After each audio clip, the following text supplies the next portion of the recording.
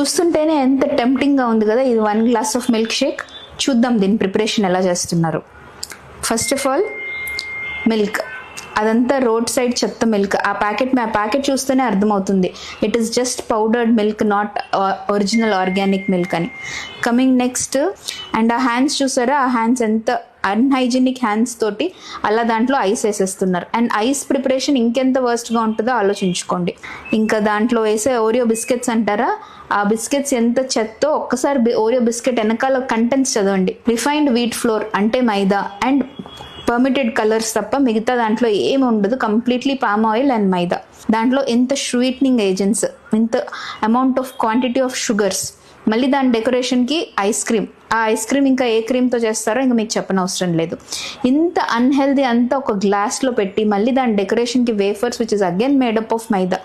So ఇలాంటివి తాగే ముందు ఒక్కసారి ఆలోచించండి మీరు ఎంత చెత్త మీ పొట్టలోకి వేస్తున్నారు. ఒక 1 glass of Oreo milk shake is enough to wash out all the gut bacteria.